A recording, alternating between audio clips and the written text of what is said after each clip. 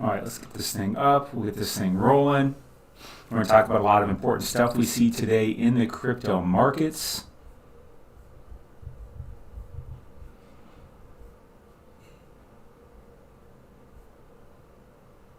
Things are moving pretty slow on my screen. I'm going to go live on TikTok too right here. What's up, TikTok?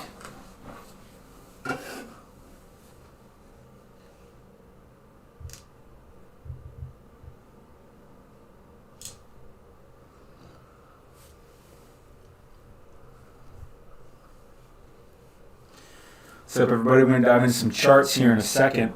Going to dive into some charts. Just waiting for you all to roll in real quick. We're going to look at some good stuff. Sorry, someone just started vacuuming this effing moment. Are you kidding me right now? Just told my partner I'm going live too. Anyways, there's a lot of good stuff going on here. We had a nice little bounce here in the crypto market. What's up, everybody? We're going to dive into the Ethereum charts, the Bitcoin charts, and see what we think is going to happen. We're going to actually use some technical analysis and indicators to take a look and say, hey, what's going on? Where do we think this stuff is going? We have 0 likes in the chat at the moment. Go ahead and tap the screen, get some likes going on here, get some likes going on here. Come on. Give a boy some love. Let's see some likes flying in. There we go. Some likes are flying in. Crow to the moon. There we go. There we go. We're going to dive into the Ethereum and Bitcoin charts. Let's just dive right into it. Let's just dive right into it real quick. Let me flip this around. Just give me a second. Flip that camera. All right, let's look. Let's take a look at the charts. I got this thing lined up well for you. Let me get it lined up good for you TikTokers. We're streaming live on YouTube also. Streaming live on YouTube also, so you can watch this stuff afterwards. Let's dive in here real quick. So, I'm so pissed right now that she's vacuuming. I cannot believe it. She's upset with me. Thanksgiving brings out the best in people, doesn't it? So here we are looking at the Ethereum chart, right? So here's what happened. Check this out. So right here, you see this little line I have down here? This is a Fibonacci line. These are strong zones of support and resistance. Give me some likes in the chat if you know what I mean by support and resistance. Support basically helps price stay above a certain level. Resistance keeps price below a certain level. And these lines here are Fibonacci lines. So they're strong zones of that. But what I saw down here was with this indicator. This is Lever Atlas, by the way, this indicator down here. There's a link for this in my bio. It's my own indicator. But check this out. Look at this green dot right here. See that green dot? It correlates to this bottom right here. You see this green dot? Correlates to this bottom. But what happened here is price came down and momentum is coming up, and then we had this green dot print right here too. This is what I call a trigger wave. And so I took a long back here at about 40.89. I'll show you that over here real quick. See right here, I got in at about 40.81. Excuse me, I got in at 40.81.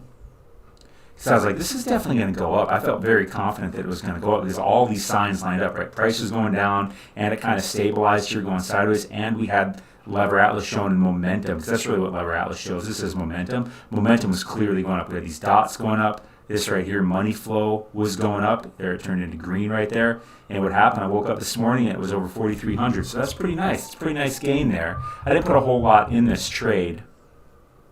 1250 is what I have in the trade. So that adds up to apparently almost 0.02 ETH at the moment. I've taken a little bit out of my position, but I've done 10x leverage, if you know what that means. But so that's what I think. And us, where do we think Ethereum is going to go? So I'm on the 30-minute time frame. We printed a bit of a bearish divergence, so it kind of looks like maybe price is going to come down some, because check this out. Price is going up, but momentum is going down. So I think it's going to come down some, but I'm not sure if it's going to go really below 4,300, because what we're also looking at is lower or higher lows. See what I mean? Here's a low, here are lows, here are more lows. So we keep making higher lows. As long as we don't make a lower low, I expect this trend to continue. If we make a lower low, I'm not sure where it's going to come down. I'll have to come back and read the charts. But right now, we're looking good. We're looking strong. We're looking up at the moment, again, because of all this stuff. We have price going up. We have momentum indicator, Lever Atlas pointing up, and then we have higher lows that are being made. So let's go into Bitcoin real quick. Well, before I do that, let's go to the 1 hour time frame. Give ourselves a little bit more data. right? What I mean by the 1 hour time frame is each of these candles represents 1 hour of price action. So again, this is the one that really made me get in last night, was because I saw this divergence happening, price going down, momentum going up, telling me that price is going to probably change direction and go up. Plus I have this little thing right here. You can't see it very well because of the red money flow, but we printed this little trigger wave right here, and that's where I got in, and we've gone up pretty good. But here's what we got going down. We still got higher lows. I mean, this is a much higher low, right? We got a low, we got a higher low, and then a much higher low. So in reality, when we look at the hour time frame, as long as we can stay above this Fibonacci line, which is about 4140, we'll say, I expect an uptrend to continue, but it could stay above 4300, because I can kind of totally see this going above. And something that would be really good to see is if we see Ethereum go above about 4430, right? Because here's the high of this thing right here, about 4430. If it can go above that, that is a really strong bullish indicator. Okay, let's go to Bitcoin real quick. Take a look at that. What do we think the old Bitcoin's going to do? Let's take a look at the charts. So what do we got? I took a long on Bitcoin too for the same reason, right? Price here is going down. Momentum is going up, and what happened? Price went up. So I got in here just under 56,000, and we got up to almost 58,000. We got up to about 57,850. I'm still in this long position, and we're looking at kind of the same thing here. We did print a slightly higher high than right here, but we are still printing higher lows too, so this still looks bullish. We have this red dot that printed, which is lower. See, right, because look at this red dot is the highest one on the board, and we have it correlating to this high right here, okay? So we have this red dot which prints, which is lower, but it's a lower high. So I don't see any strong reason why Bitcoin will go down right now. It looks like it will continue up for a while to me. That's what it looks like to me. Does that make sense to y'all? Let me change this thing out here. Let me flip the camera around. Okay. Let's see what questions we got.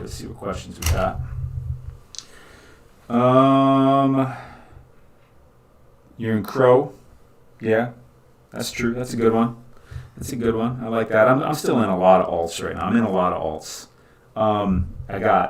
But you guys know, if you've been following me for any amount of time, I really, really like gaming coins. By the way, we only got 65 likes. Be sure to tap that screen. Let's have some likes flying in. Come on, guys. Pump a dude up.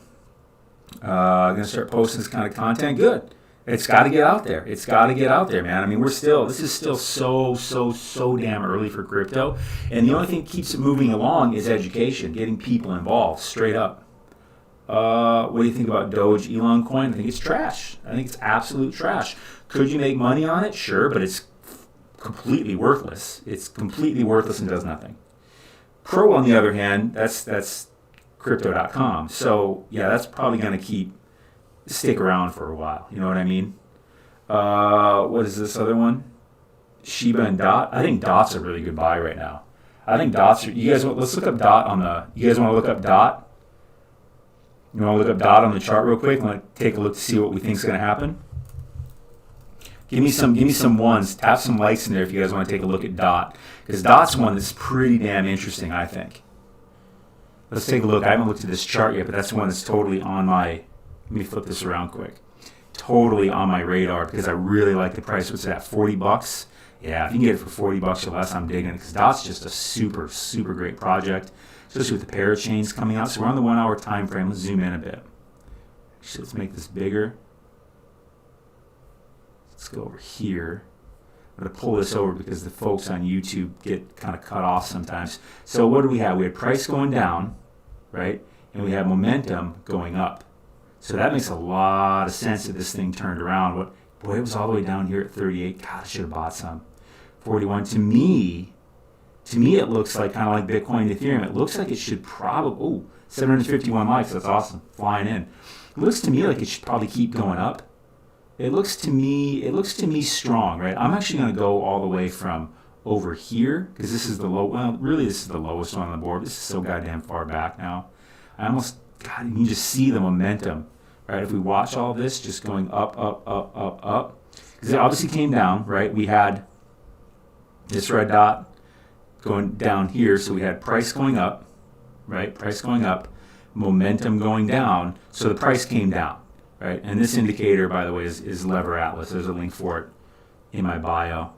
But yeah, it showed the momentum really shifted, and what it went down. But now it's showing the momentum turning back up. It's not as strong as, say, this was, but it looks to me like it's going up. But still, I think DOT's going to go up, but it may trade sideways here for a bit. It's not as obvious to me as the Ethereum and Bitcoin. But again, if Ethereum and Bitcoin are going to go up, DOT's probably going to go up. But I don't see a strong bullish divergence yet, which would be when price is going down, momentum is going up. I don't see a strong one yet, but there is a little one right here. Let's maybe go to the 30-minute time frame. Let's see what that looks like. Oh, see, here's some going on, though. Look at this. Price going down, momentum going up, and what it do? It turned around and went up. And we had a little trigger wave right here, too. Very interesting. Now, we did print a red dot, but that's fine because it's lower than this red dot, and the price is lower. So price coming down, momentum coming down, but that's not a bad thing. That's not a bad thing. That just means it's cooling off for a second before it possibly takes its next leg up, because it doesn't look like, at the moment, it's coming down very far to print its next green dot, its next bottom. So I think, and I don't have fibs drawn on this right now, but very interesting, very, very interesting. I think DOT could continue up too, and that would make sense. It'd be consistent with Ethereum and Bitcoin, because they look like they're going to go up to me too. How far, you never know.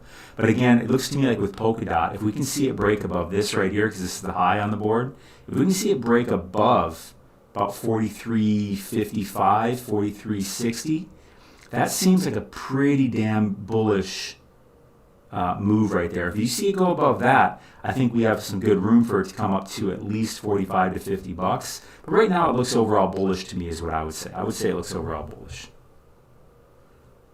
I would have to draw my fibs to really get a closer look, but whatever.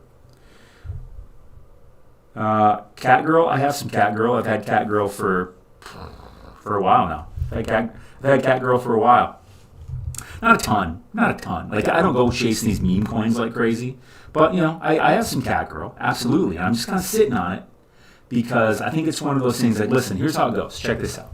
So if you want to go chasing the Shiba thing, don't, in my opinion, not financial advice, but I take 1% of my portfolio, my investment portfolio, and throw it in those high risk, high reward, long shots like that. Like Catgirl, like Evergrow, like Foxgirl, like Shyborg, Inu, these other ones. I throw a little bit in there because it's like, if these go up if one of these does go up like Shiba Inu style, it's well worth having 1% of my portfolio in this stuff, but I very well know that most, if not all of them, will go to zero, and I'm cool with that. So I do that type of thing. But here's what I also know, is that they won't actually reach their top, tippy-top value until the entire crypto market reaches its tippy-top value, right? So, and if you watch the video I put out recently, I kind of have a theory about when that's going to be and how that's going to go down. That's different than what most people think. Most people are thinking, it's late enough in November now that I think a lot of people are starting to get more flexible with this end of the year thing. I mean, because it's tough to think that it's going to go flying up and do its blow off top at the end of the year now. So what I really think is going to happen is I think Bitcoin is going to grind its way up to 100,000. I don't know what that time frame is going to be. It's not going to be before the end of the year, because if it gets up to 100,000 by the end of the year, that's not a grind. That's a parabolic move. When I mean grind, I mean like over the next 6 months. I think it'll grind its way up to 100,000, and then I think over the next couple weeks after that, it'll go boom to 200,000. And if you look at the charts, the deep charts from the entire existence of Bitcoin, going all the way back to 2009, which you'll see on a logarithmic scale, if you know what that is, you'll show, when you look at the whole thing, when you really take that broad view, you'll see that it really looks like Bitcoin should land somewhere between 180 and 220,000 with an absolute tippy-top possibility of 280. But I think it's going to land somewhere between 180 and 220. Could it get to 280? Maybe. But I actually think it's going to get to between 180 and 220. I think it's going to happen somewhere around June.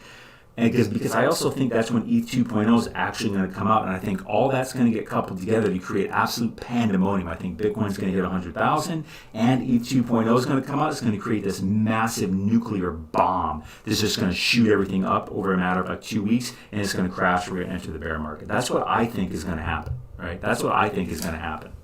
By the way, I'm filming this on YouTube. What's up, YouTube? So you can watch this on YouTube later because it will publish. I think ETH will get to 20K is what I think ETH will do when this whole thing's said and done. Because I think ETH is really, I agree with Raoul Paul. I really think ETH is following kind of Bitcoin 2017, like the chart, because it has been.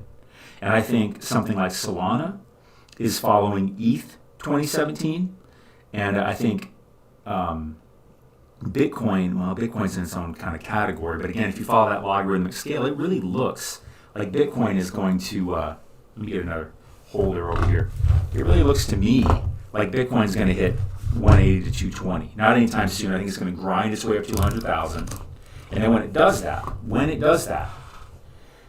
it's going to send shockwaves through all the media, and people are going to FOMO in like crazy, and ETH 2.0 is going to come out at the same time, and things are going to get nuclear. I mean, can you see that? That would be wild, right?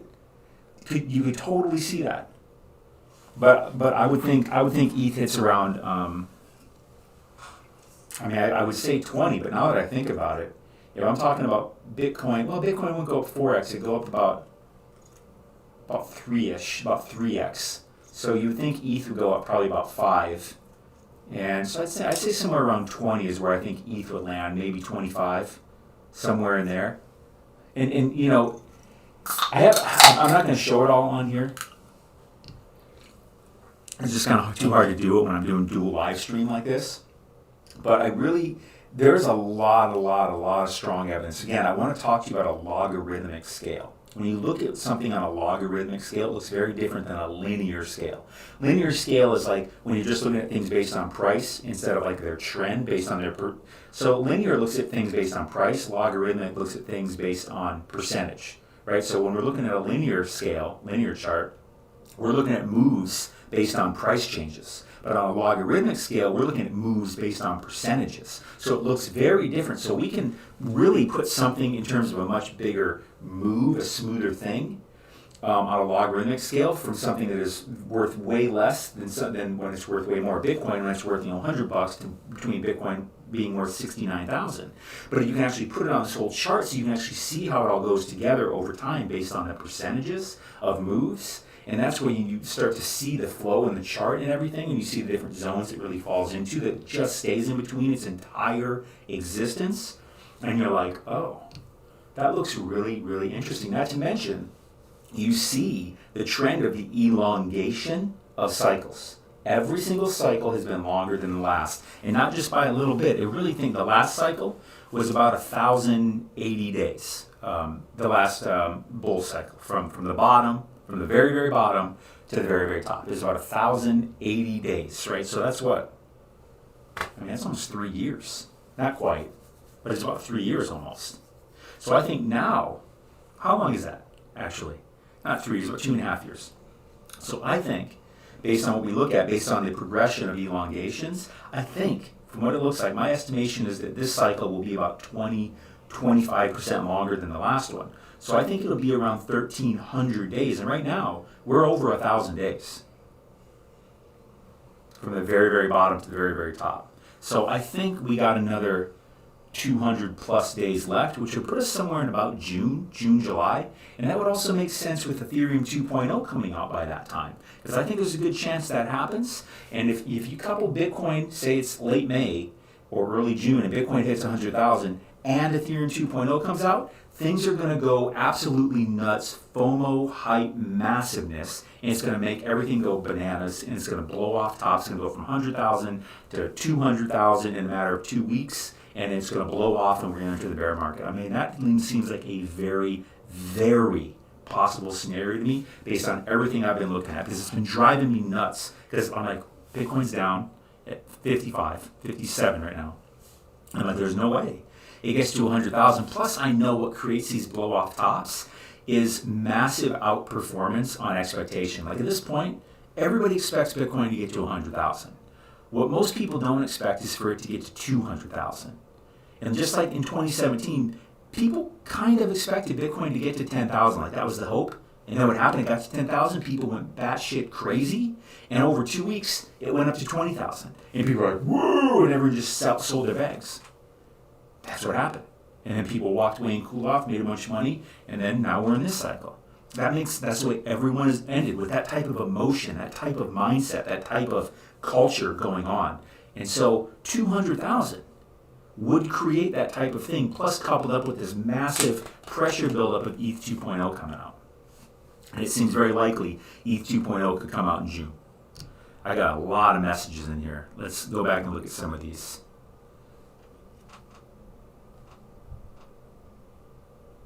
Candid Voltaire.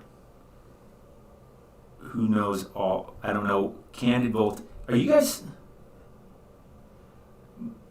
I'm not sure what's going on. Oh, I see. You know, I get kind of paranoid because, like, in my posts and stuff like that, and when I put out videos, like, I get all kinds of scammers in there trying to push you guys to, like, WhatsApp them and shit. I will never message you.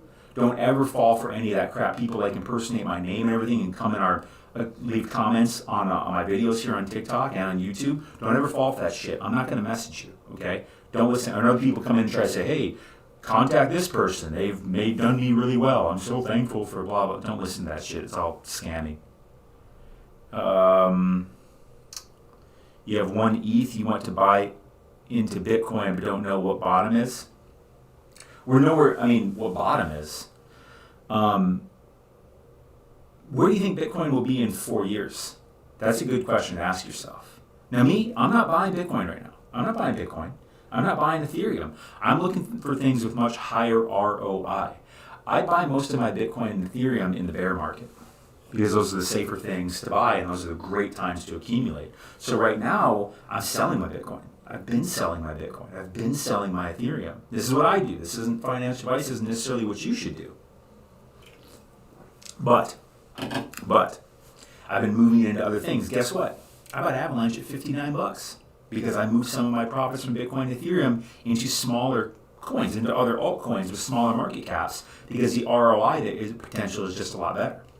And I knew Avalanche was a great project. I put a lot into Sandbox. I put a lot into Decentraland. I put a lot into gaming and metaverse stuff. Because if you guys have been following me for any amount of time, you know how I preach the choirs of gaming and metaverse, especially gaming.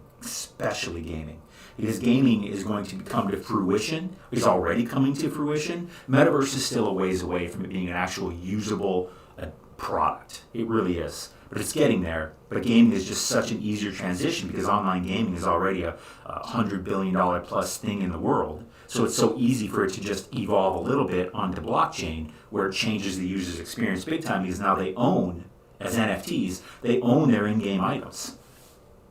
Fantastic. It's and they can play and earn instead of just shelling out money all the time and buying things they can never sell to anyone else that they don't ever actually own. Like gaming. And what are we going to do in the metaverse? We're going to play a lot of games and they're going to be interconnected. So that's how I feel about that stuff. Let's see here. What do we got? I don't know much about Lace. ETH. Why isn't Sandbox on Coinbase? I don't know.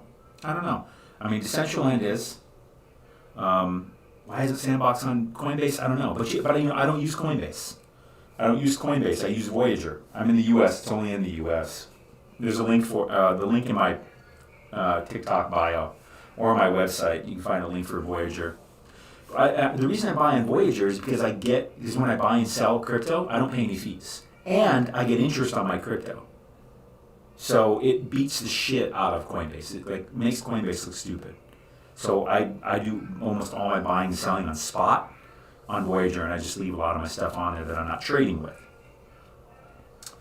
But again, I have a free, one of the most powerful ways to accumulate crypto, because that's really the name of the game, is to do trading, which isn't buying low and selling high. That's not trading. If you go to my website, there's a free course that teaches all about trading. Go check that out, a masterclass, and then a free course too, I believe, as well as you can get that Lever Atlas tool I was showing you before, which makes me a lot of money. What's beautiful about trading is because it doesn't cost you anything. You just use the Ethereum or the Bitcoin or whatever that you already have, and you just trade with it. And by trading with it, you get more of it. Very different. Very, very powerful because I think what I'm saying says enough. LRC, so that's loop ring, right? I think loop ring's a little overvalued right now. It's had its run up, not a good time to buy, in my opinion. Don't know what Lace is, don't know what VV VVS. I don't know what that is either, actually. Crow. I mean, if you're looking long term, Crypto.com looks good, but it just had a big run up. Mana. I think that Metaverse. Obviously, Metaverse is a big part of the future. Period. But I think Metaverse coins still have a long ways up to go during this bull run. Which again, as I've reevaluated, I think June. I think this shit's gonna go till like June. I think it's gonna go till June. That's what I really think. I'm sitting here, I'm like, I think June is it by everything I look at. Now it's really starting to look like June to me, and I'm almost kind of like, how didn't I see this before?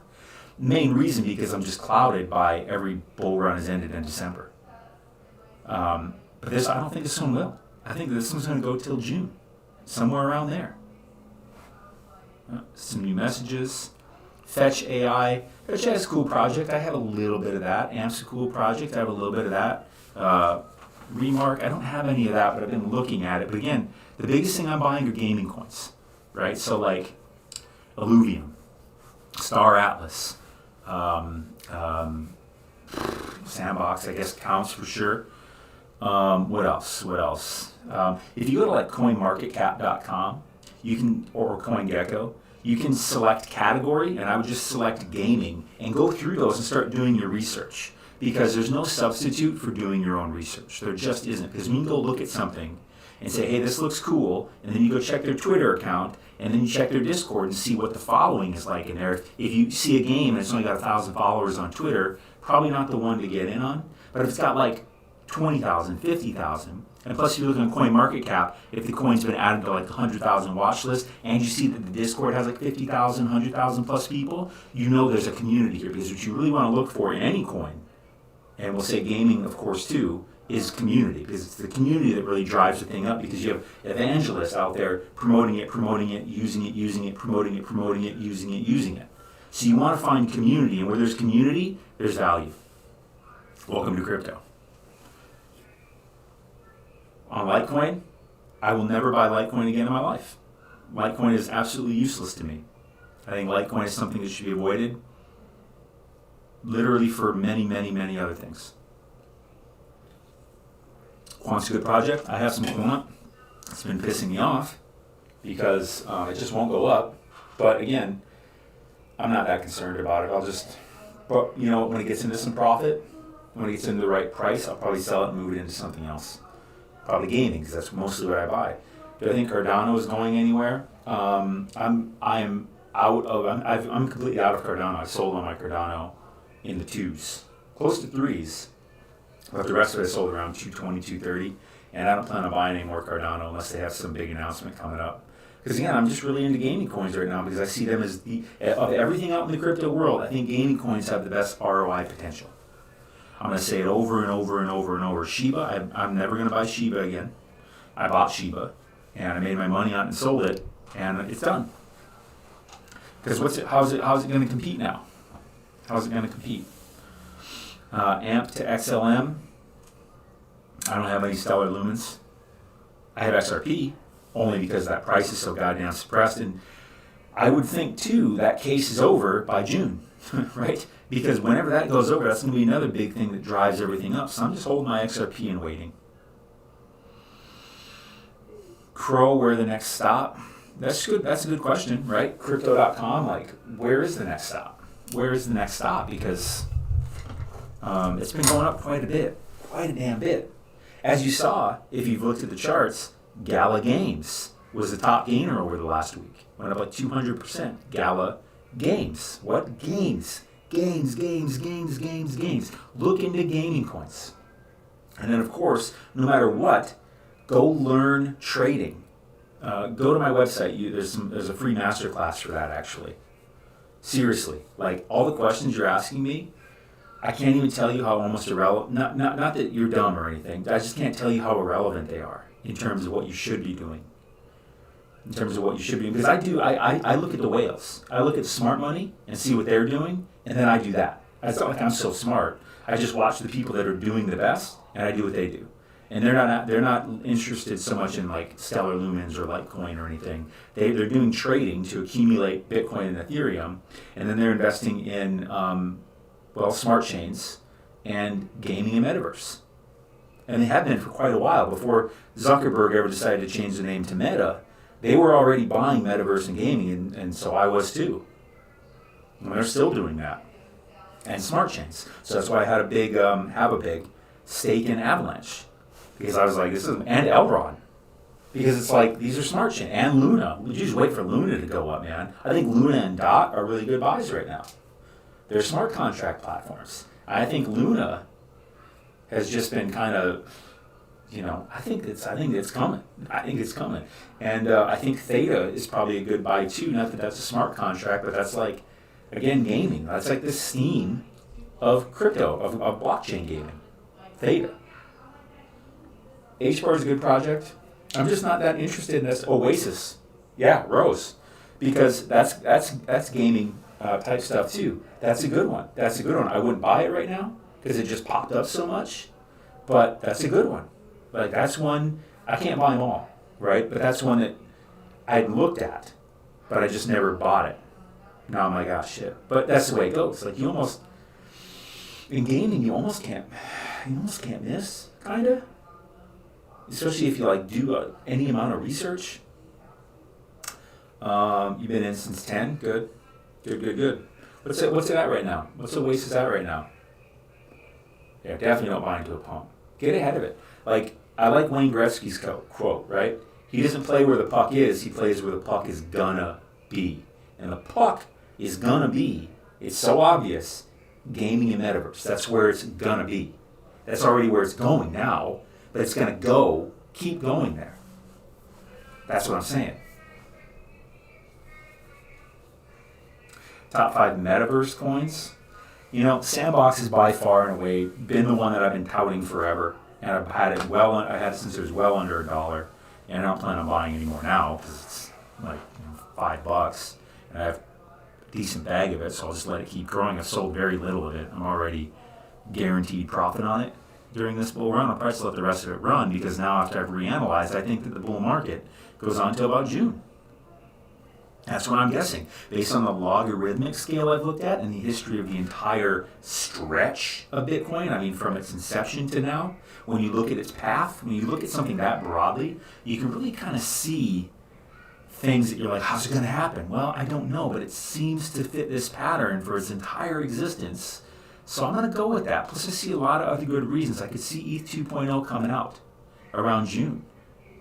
Around June. And XRP could be done by then. I think there could just be an insane amount of things. Not to mention, listen, I don't know if you're paying much attention to the global economy, but I think, right now we're in an inflation period. It's getting kind of crazy. So what they're going to have to do something about that, which means they got to start making some deflationary money moves. Which are uncomfortable as hell, for sure. So that's going to extend the market that's going to drop down the prices of things. The value of assets. I'm talking houses are going to go down in value. Cars are going to go down in value. Bonds, equities, treasuries, food and gas. These things are going to go down in value because that's what happens during deflationary periods because the dollar, the currency, the fiat, has to go up in value, which means assets, things have to go down in price. Get what I'm saying? So I think that's coming. And that's a next year thing, and I think it makes sense if that really starts to really become very obvious by June. So this shit is just all lining up to me. Like it's just, I don't know. I don't know if I've ever felt this. I don't know if I felt this confident about it. I'm not gonna say June, like hard June, but I'm like that somewhere around there, right? Between like April and September, which would be like June, that seems to fit for me. Pensions, yeah, pensions. Because they invest in things. So pension funds, yeah, they invest in things. So like, they don't really invest in crypto yet though. And those pension funds, fixed income, those are hundreds of trillions of dollars that haven't touched crypto yet. That's just one. Saudi gas is going up, so that's inflation, right? So the stuff's going to hit ahead, and governments are actually going to have to do something about it, which means they have to send things into a deflationary path.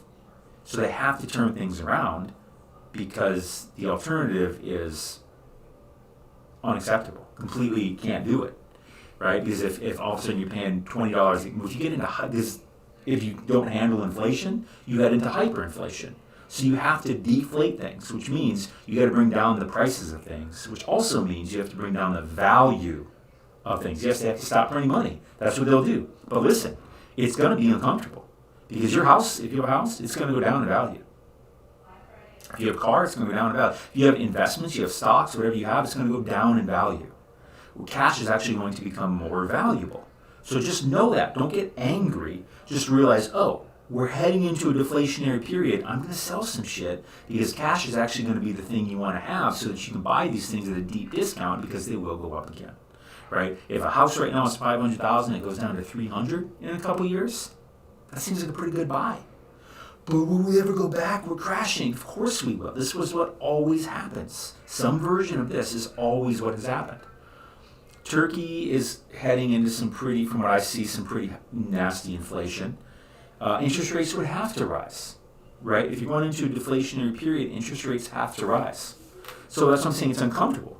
But if you head into hyperinflation, that's devastating, right? If you head into a recession and make the dollar deflationary, it's uncomfortable for a period of time.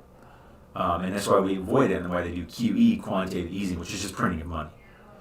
But that's what they do. And that's why this system is just so jacked, because it's not actually, because they have their hands in it too much, and they're fucking with it too much. And so they don't let the market actually do it, actually make its own decisions. A safe site to buy crypto? There's several that I think are equally safe. The one that I use is Voyager, but you have to be in the U.S. There's a link for it. There's a link in my TikTok bio. That'll get you over to it. That'll help you get over to it. I think you get some free Bitcoin through that link too. But yeah, I use Voyager to buy and sell mostly. But I use Bybit to do my trading. And again, there's a free masterclass. I highly recommend you go take it because accumulation of crypto is the real long name of the game. Accumulate Bitcoin and Ethereum. I mean, I accumulate. So I'm always trading Bitcoin and Ethereum even though I'm not buying it. So that means I'm growing my Bitcoin and Ethereum stash without spending any money, because that's what trading lets me do. Real trading, which is not buying low and selling high. I get shitloads of Bitcoin and Ethereum when the price goes down for free. So go check that out. I have a masterclass on my website, dailycryptobull.com, or the link in my bio will get you over there too. Owning things is overrated. I agree, Philly. Hey, what's up, Wolf Philly, by the way? Yeah, absolutely.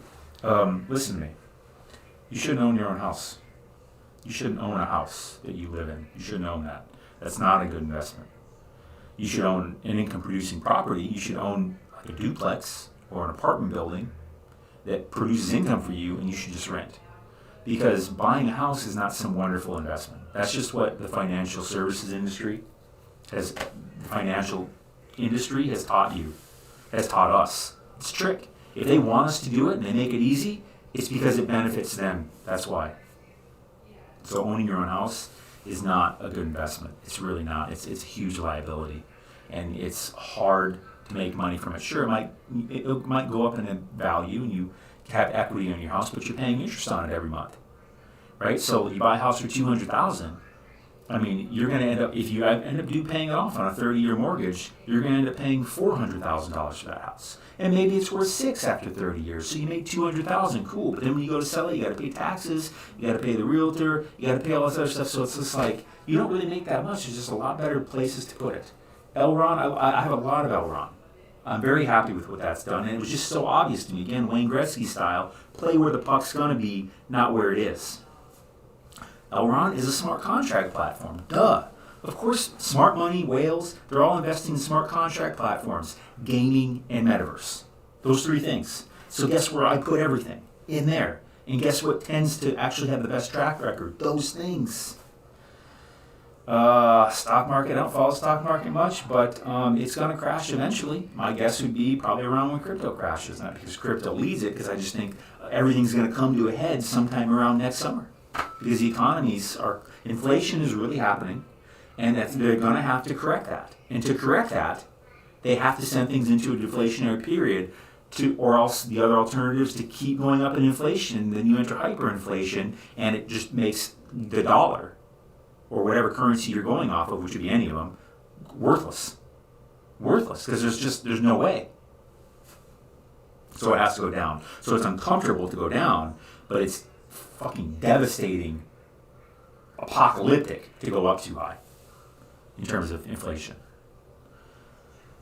Rental properties they may be overpriced, but it's a matter of more than just saying that. Like, over what time period? Do you think today, like if you can get a rental, I would never tell anybody to get a single family home as a rental property. You always want to get at least a duplex, probably at least a quadplex. Because, well, if you can't get someone to rent the one single house, you gotta think of it as units. But overpriced, back to your thing, what you said, Lever Atlas, call the herd, there you go, buddy. Did you join? If so, there's some good moves going on. There's always good moves going on every single day almost. I got in some really good longs here on Ethereum and Bitcoin I showed at the beginning of the stream. Lever Atlas nailed those. But rental properties overpriced, like, well, was you saying the cap rate is 10? I mean, cap rate of 10 is phenomenal. A cap rate of 10 is phenomenal. Anything above 6 and above. In reality, I get scared if it gets too high because I feel like something's got to be wrong. But, yeah, cap rate of 10 is phenomenal. Where's Wolf Dragon? Yeah, I don't know. He's back from tour, actually. They only had 4 stops left. There's like Ohio, Indiana, Chicago. And some people got COVID in the band, so they had to head back. And you want to listen to me. I don't know if I can even say this. I'm streaming on YouTube too. I get scared to even say the word cancel culture. But anyways, the people that had already had it, the actual dis-ease, didn't get it. And all the people that only had the vax, they all got it. Think of that what you will.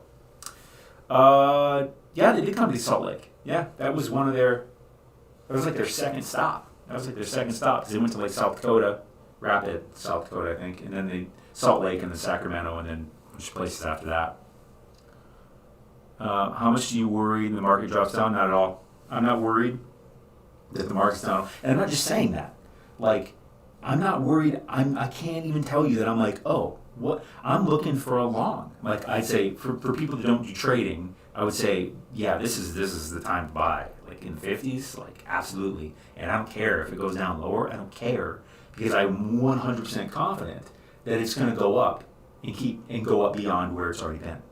Right? I think it's, I told you what I think. I think by June, it's going to get to like 180 to 220. I think there's no chance it doesn't get to 100. So in no way am I concerned. Not at all. And again, play the long game. Right? What do you think Bitcoin's going to be worth in 4 years? 5 years? Multiple 6 figures. So do I care if I get it at 70? Not really. I don't. But just right now I'm buying other things because I see higher ROI. I'm much more active of a trader, of an investor than most people. You know, that's what I'm saying. I definitely recommend you get into trading. I have a free masterclass on my website. Go check it out. Links in bio or dailycryptobull.com. Because I get free Bitcoin and Ethereum all the time for free. I'm not joking. For free. More than I could buy. Can I please clarify if the cloud in LA is the divergent? Lever Atlas. If the cloud, you mean the waves? Well, the waves are the depth of the momentum, and the dots indicate the tops and bottoms based on the time frame. So I would say mostly just pay attention to the dots, not the big dots, that aren't attached to the waves. Those are just kind of extra gravy to look at. I don't use those so much. I just use, like, here, I'll show you real quick. Like, here's a trade I got in last night. All right. So where are we? We're on Polkadot. No, so I didn't get in this trade now. Let me go to ETH real quick. I placed ETH and Bitcoin trades last night. Let me show you why. So here we are on the 30-minute time frame, but I want to go to the hour time frame. So check this out, right? Price coming down. Plus I have these fib levels that just tapped it almost perfectly. And what do we got? We got momentum, the green dot to the green dot going up. And I like to see at least that beginning wave to be at or below this little white line here. And it's just a perfect thing. And then when I saw this trigger wave, because again, this low is lower than this low. And that's where this lowest green dot is. So this is what I call a trigger wave, not what it's called, a trigger wave. Because it's just such a depth difference in momentum that I'm like, all right, here we go. Plus we're around this fib, so I got in about 40.81, and I've just been riding it up ever since. And the same thing happened with Bitcoin. So you get what I'm saying there, Call? Actually, if I go to minimize it, what price did I get in Ethereum at? I think it was 40.81. Yeah, 40.81. And then Bitcoin I got in at 55.955. There.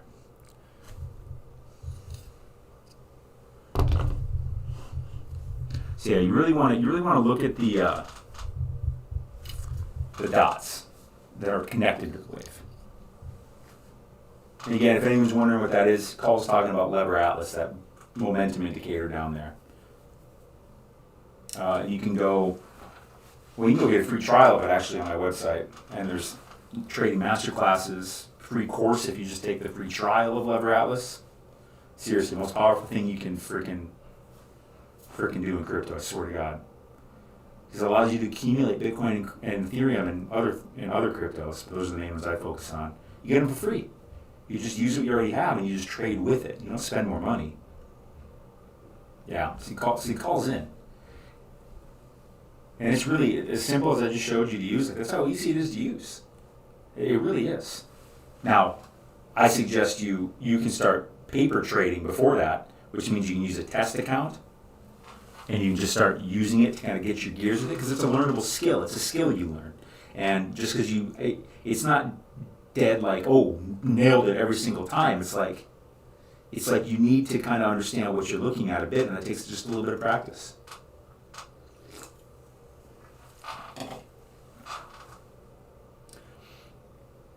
I missed it. How do you do it? The trading? About trading? I'll show that again real quick. Here's what we do. And trading isn't buying low and selling high, because actually we can get lots of Bitcoin and Ethereum as the price goes down. What you do is you look for divergences, right? So when price is coming down and momentum is going up, that tells you price is probably going to change direction. Same thing if price is going up and momentum is going down. That's what happened here, right? Price going up, momentum going down. Price changes direction. Boo, boo, boo, boo, boo. Guess what? I took quite a nice long. I actually took it from here because of this little trigger wave right here. And I made some really nice stuff I got out around here. And then I got back in on a long, so I get free Bitcoin, Ethereum, etc. when the price goes up on a long. I took that from here, and I'm still in that. And you get Bitcoin, Ethereum on a short when the price goes down. But you don't spend any money. I mean, it's absolutely wild. And it's the number one thing I want to teach people about.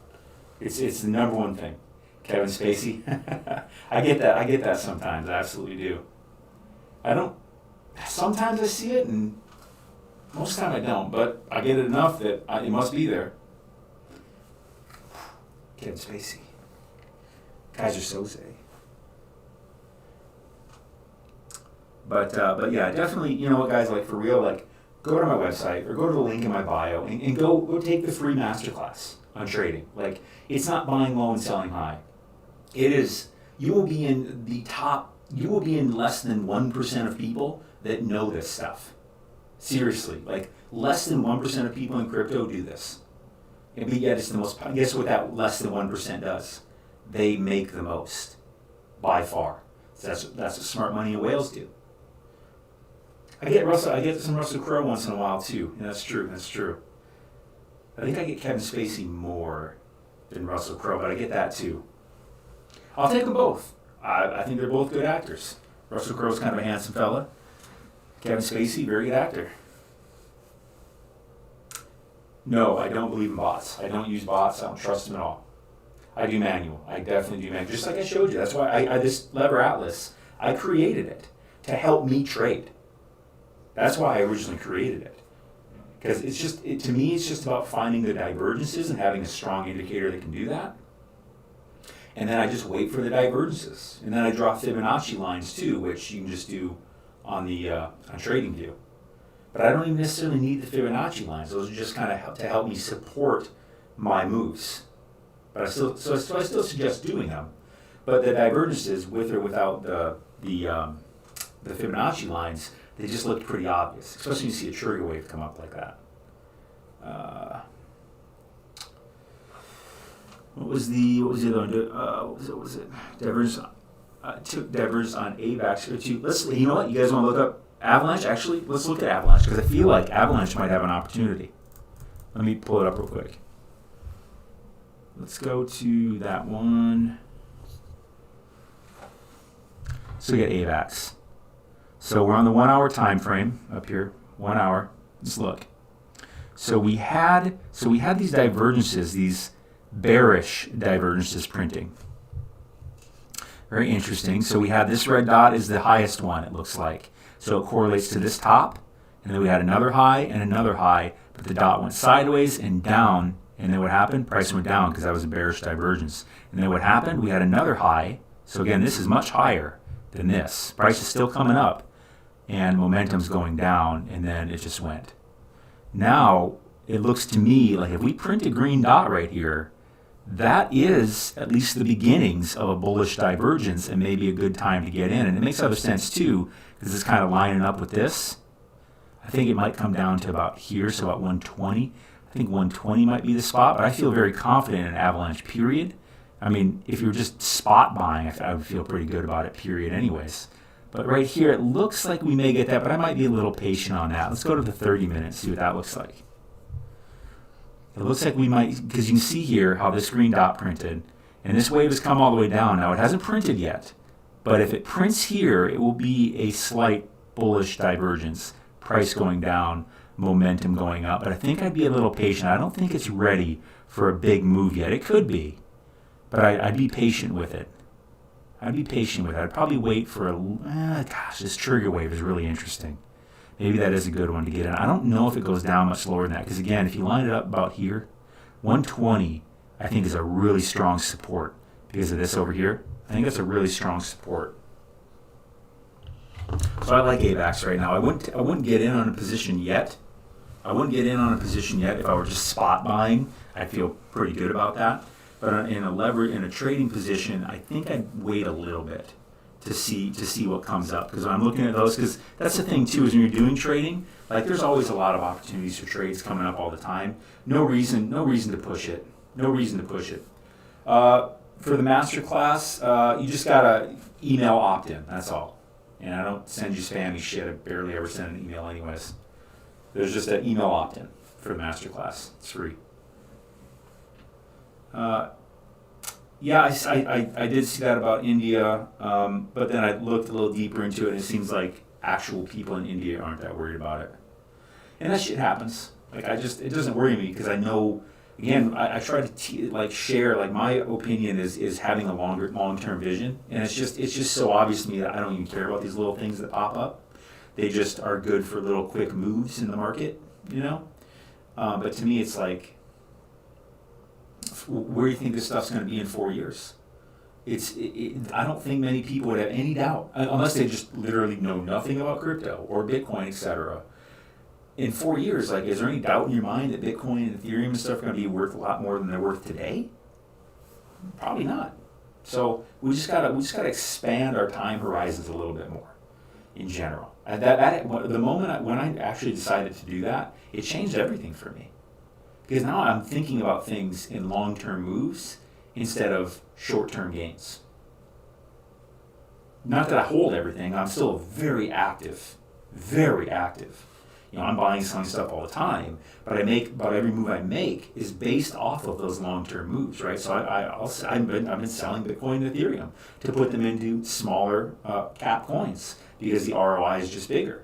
But I know when we go back down, I'm going to accumulate Bitcoin and Ethereum. I'm going to buy those super duper duper cheap, and the other things that I really like. And in the meantime, no matter whether the market's going up or down, I'm doing leverage trading because I'm number one accumulating Bitcoin and Ethereum. No doubt about it. Whether it goes up or down, because you get free Bitcoin and Ethereum by doing trading. when the price goes up on a long and when the price goes down on a short. So it's just like I'm doing that all the time. That's the very basis of everything I do is trading.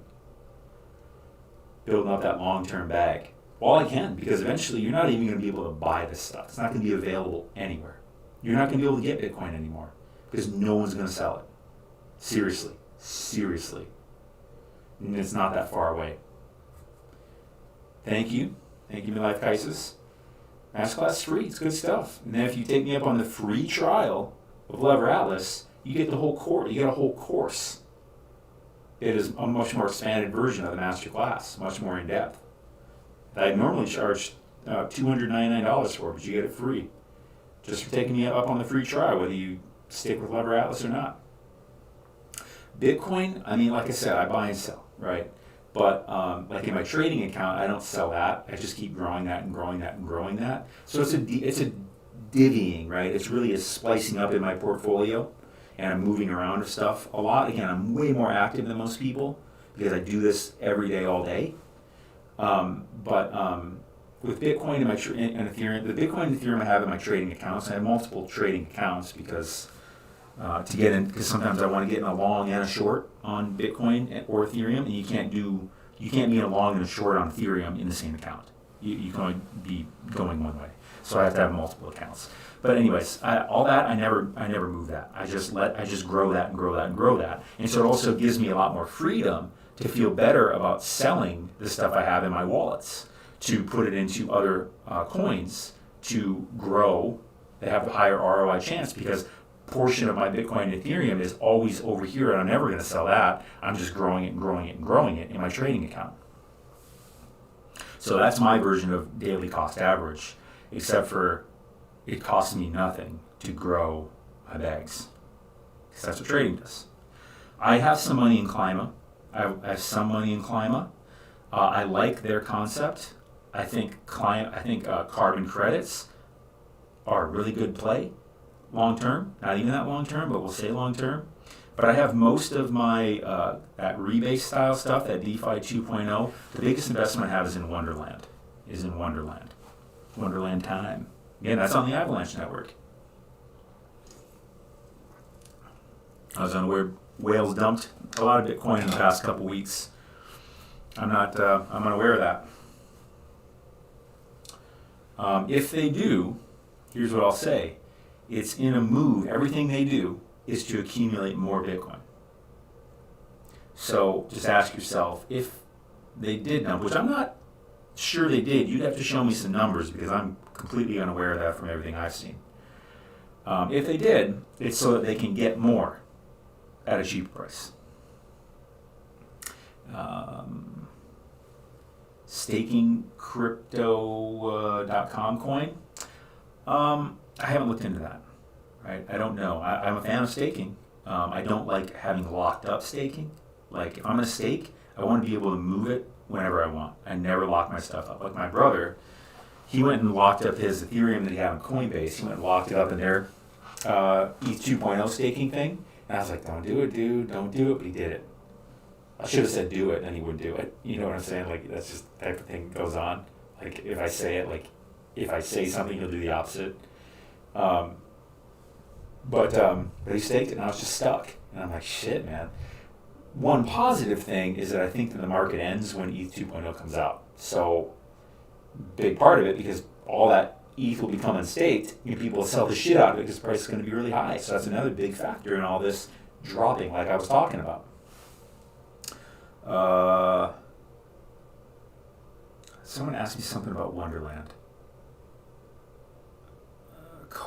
They stake. Yeah, I've definitely staked in Wonderland for sure. That is, of all those staking ones, I'm staked in Wonderland, Klima, and Snowbank, and Snowdog DAO.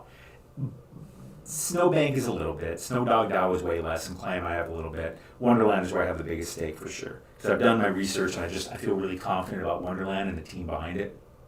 It's a big thing. You gotta look into the team. I wouldn't buy Cardano. I still think XRP is a good buy because I think that case is going to get over before the bull market's over, and I think that's going to be all part of the end of the bull market, and XRP is going to go absolutely bananas. Bananas. when that case is finally over. So I'm just holding. Plus XRP is a long-term thing. Like, that's going to be around for a very long time. Cardano, though, no, I've sold all my Cardano. TRX, that must be Tron. eToro, who uses eToro? Don't use eToro for crypto. Because, never mind. I've never used eToro. I don't know. What won't be here? 90+% of what you see now. It's hard to say which ones. How about you throw out a crypto and I'll tell you if I think it'll be around or not. Mana, yeah. Well, again, long-term hold, like, I have a good amount of mana and I have a good amount of sand. Long-term hold, it depends what you mean by long-term. Like, I'm probably holding on to the rest of my mana and sand until I feel the bull market is over. Like, those are ones that I'll probably hold on to till I feel the bull market is over. Because I think that those can go up a very good ROI disproportionately to many things. But again, when I feel the bull market is over, there is not one thing I won't sell. But only with the goal of, hey, I'm going to sell this stuff just so I can buy back what I want at a much lower price and accumulate, because the name of the game is accumulation. Smart money, whales, accumulation is the name of the game, so that's the game I'm playing. When is the bull market? We're in it, buddy. We've been in the bull market for about 1,000 days now, about 1,100 days actually. Crow long hold, hard to say. I mean, I think Crypto.com will be around for quite a while. I do. I mean, they've been making big investments. They're backed by Digital Currency Group and stuff like that. But it just went up a ton. So, I mean, don't be afraid to take some profit, right? I mean, when something hits a high like that, don't be afraid to take some profit and buy back more at a lower if you want, or something else. No, I would not hold. But yeah, that's a good question, Dave. Would I hold Crow if I had $30K to put in it? No, I wouldn't buy Crow. That's not what I would buy. You guys know, if you've been following me for any amount of time, what would I buy? Go ahead, say it in the chat. You know exactly what I'll fucking buy. Gaming and metaverse. I will buy gaming, mostly gaming. I'll buy gaming stuff. Gaming coins. That's what I'll buy. And then I bought Wonderland because DeFi 2.0. I'm getting a fucking stupid APY on it. Getting almost 2% a day? Yes, please? Yeah, I'll do that.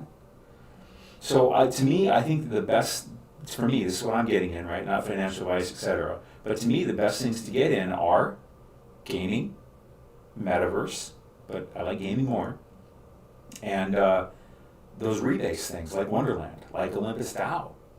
Like, those are, to me, I mean, I do this stuff every day. To me, those are the best things I've come across. NFTs, I buy the occasional NFT, but they're usually around in a game. Like, they're NFTs for a game that are not just JPEGs. Like, they're usable in games, the NFTs that I buy. Thank you, Dave, for the pie. That's great. What about VV? A lot of people have been asking about VBS Finance. I haven't looked into it at all. I really don't know. I don't know about VBS, but I know people have been asking about it on this stream. That's what I know. I know that much. What gaming? What I would suggest you do, Gala went up a ton. I have a good amount of Gala, and Gala went up a ton because gaming coins are going to go up a ton. Not all of them, but a lot of them. And I think they have a very disproportionate potential ROI compared to any other category in crypto. That's what I'm saying. So I won't win on all of them, but I'll win a lot on a number of them. But Gala's already gone up. I would suggest buying Gala right now. But they've all been going up. Even while Bitcoin, Ethereum, etc. has been going down, gaming coins have been going up, and things around the gaming verse. Avalanche is a big part of that. Engine, Elrond is a smart contract that's got a good amount of that. And then a lot of gaming coins, name it. Go to CoinMarketCap or CoinGecko.com, and you can select by category. Select the gaming category and start looking through some of those projects. You got to go do your research. You can't just take anyone's word for it. Engine is one I have a lot of. That's another one, absolutely. And that's been pumping. Of course it is. Because I'm trying to, I try to be Wayne Gretzky style. Play to where the puck is going to be, not where it's at. Play to where it's going to be. And it's just so obvious, gaming and metaverse. Now people are starting to become more wise of metaverse, but I'm telling you, gaming, people aren't understanding that yet. It's growing. But I mean, what are we going to do in metaverse? We're going to play games. That's what we're going to do. And that's what, and there's fantastic games coming out now. And NFT, play and earn gaming. I want to say this to you very carefully. Play to earn, and there's a difference. Play and earn. Play to earn, play and earn. Play and earns will be the biggest thing, because those are games that you would play for free, that you would spend money to play because they're so good, but you actually get to earn in them too. That's play and earn. Play to earn means you're playing a game just because you can earn money in it. Big difference. Axie Infinity is kind of play and earn, but I feel like it's mostly play to earn. You wait. Grand Theft Auto comes out, something like that, right? And you can play that game because it's phenomenal and earn. That's game over. That's game over. Play and earn. And you own things within the game that are as NFTs that are in your wallet. You own them, right? So when I'm buying NFTs today, I'm buying ones that are usable items or players in a game that I own, that I can sell to someone else, that I can use to earn money in the game, real money that I can convert into US cash if I want. That's what I got. Crow running up with their new decentralized platform. Remember.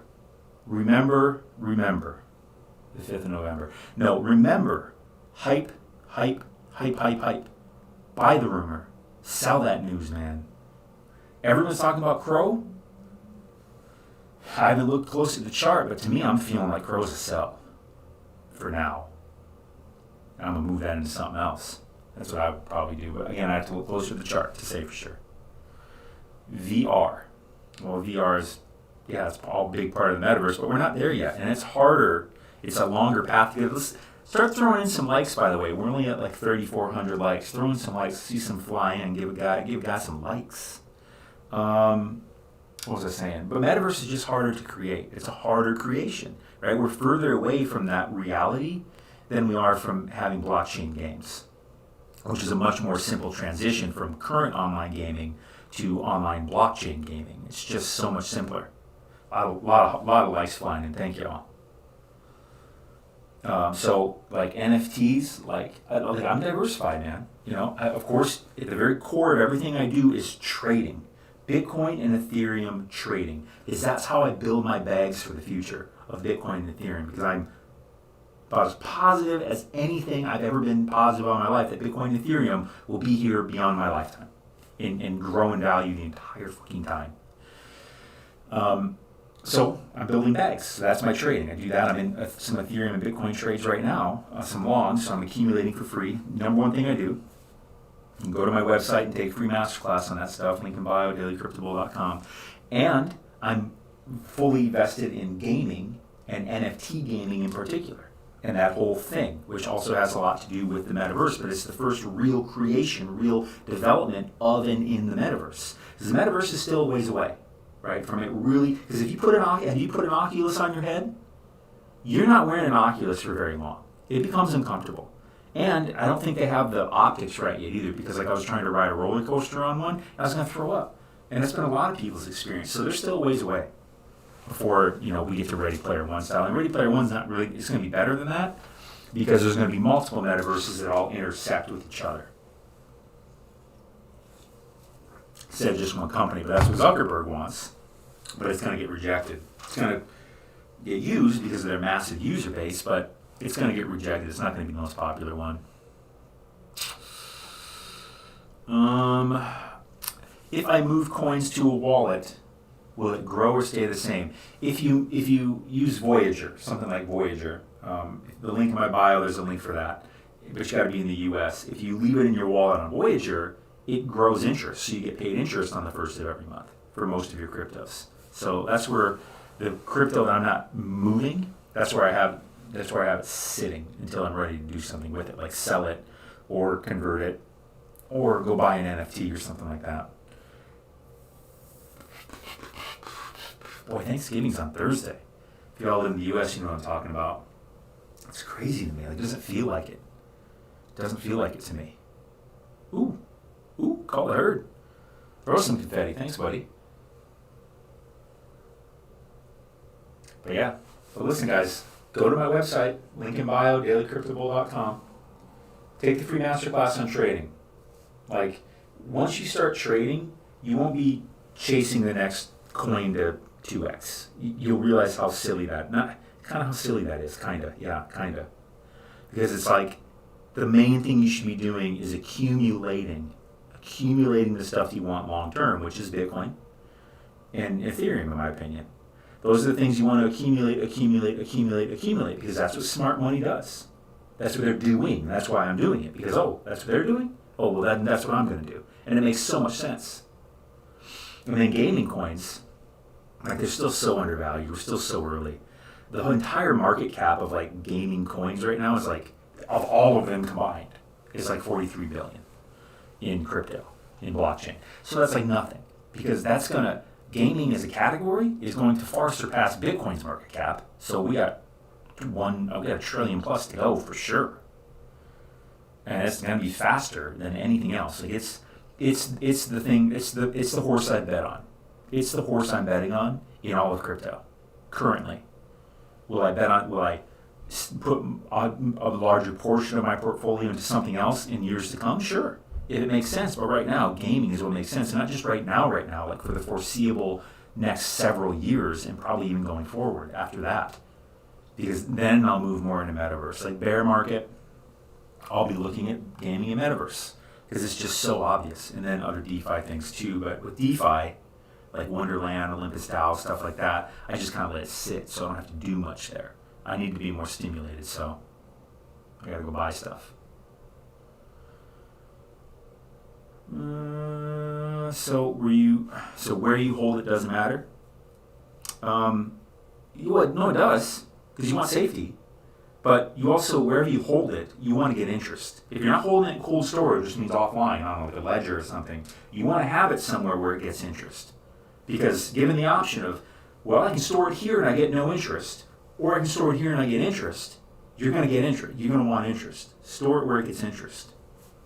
But safety above all. So I use Voyager, and it's only available in the US though. Very safe. Very, very safe. And it gets interest, which Coinbase doesn't. There's a link for that in my bio, or dailycryptobull.com. There'll be a link for Voyager. What gaming coins am I looking at? There's a lot. Like, I've been following a lot of, there's a lot of games I'm following that don't have coins yet, is the funny thing. There's a lot of games I'm following that I'm kind of waiting for their IDO, their coin launch, or an NFT launch to happen. So what are some? God, I'm in so many Discords, and I follow so many on Twitter. I'm trying to think of some. I mean, some that already have coins out. You know, you have Star Atlas, Illuvium, Phaeton Wars, not Axie. I'm not. Axie's so bloated that's definitely not the best coins to buy, in my opinion. Could they go up? Yeah, definitely. But I just don't know if they're gonna have. I want a juicier ROI than what Axie's probably gonna give me. I'm greedy, I guess. It's called Star Atlas, like Lever Atlas, like the indicator, Star Atlas. Big Time, I think it's spelled TYME, but again, there's no coin for that yet, right? It's just something to go follow. So I really say do your research. Like, go to CoinMarketCap or CoinGecko and select the category gaming, and then go through those projects. D-Race, DERACE, that's a good one. And they, a lot of these most gaming coins and gaming things, they haven't even actually launched the games yet. So you really got to look at the communities. And I say go to their Twitter page, go to their Discord page, and see what their following is like. And on CoinMarketCap, you'll see how many people have added that coin or that project to their watch list. Like, you want to look for the community. That's what you really want to look for with this stuff. And you want to pay attention. Follow them on Twitter and Discord if you like the project, and stay up to date, because when they do an IDO or some kind of NFT launch, you want to know about it. And just because you know about it doesn't mean you're going to get it. Like, I did this game called Mines of Delarnia. Well, they had a usable game out. It was like a test net, I think, though, or a beta. And I was able to get in there. IFO is what they called it. It was on Pancake Swap, and I got a bunch of Mines of Delarnia coin. And I immediately sold 2/3 of it, made a lot of profit, and kept a third of it to just let it ride now. So it looks like a good game, and it's got a good community, a good size, like on Twitter and Discord.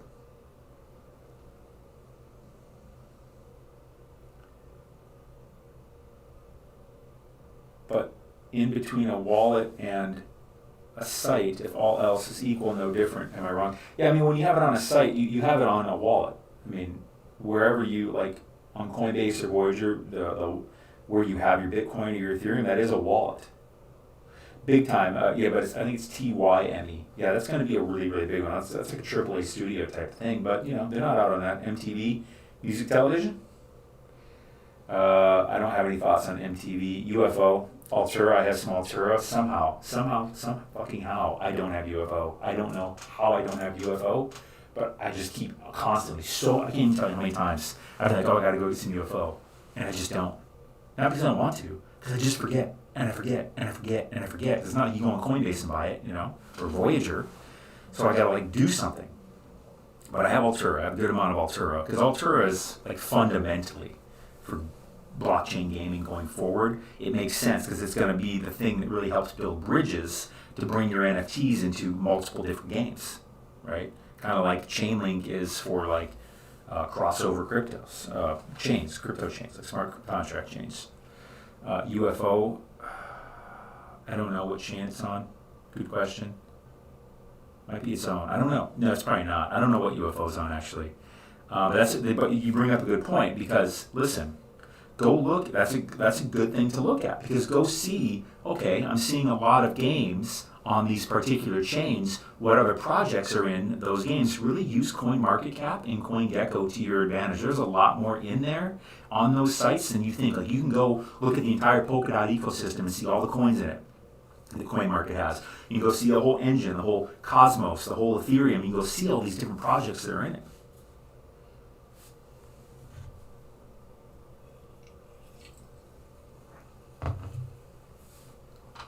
Yeah. Oh. So it's that type of stuff where you just got to do your research. It's on Gate. Yeah, sure, that makes sense. It's on stuff like that. So things that most people have probably not used before. Maybe it's on Hotbit. And it's kind of a pain in the ass to go start using, because you have to use all these different things to get this stuff. And that's why I haven't gotten probably UFO. Because I've never used Gate.io. I just haven't. God damn it. Seriously. You know the pain of having to use so many eventually you're like, I don't want to use another goddamn exchange. So you just don't buy one. So UFO, I'm so pissed that I haven't bought that one. I've been meaning to buy that for literally over a month. And I just haven't. And what happened? It's gone up a ton. I got other stuff. Clearly. Can't buy everything. I literally have tabs open on my phone that are just shitloads of coins on their CoinMarketCap page. Like their own, like UFO Gaming's page, Altura's page, D-Race's page. It's just I have so many. I think I need to hire somebody. But I can't trust anyone to do this for me. Actually, messing around with moving my stuff around. Oh, thank you. eToro. Yeah, I don't care about eToro. Why? I don't care about eToro. I know they get used a bit more in Europe or something like that, but I just don't care.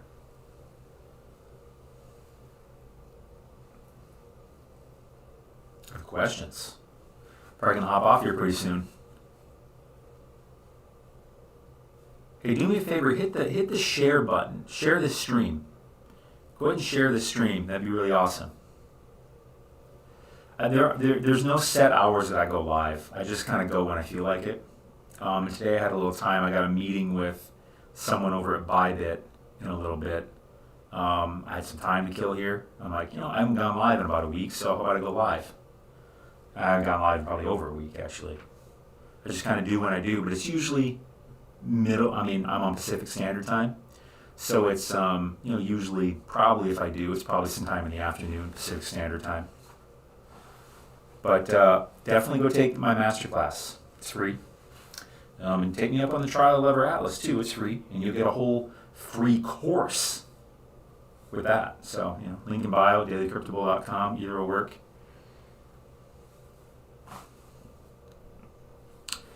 Bada bing, bada boom. I didn't know I was funny. Usually I try to be funny. I feel like Michael from The Office. Trying too hard, That's what she said. You guys keep. People have been asking about this Vetter.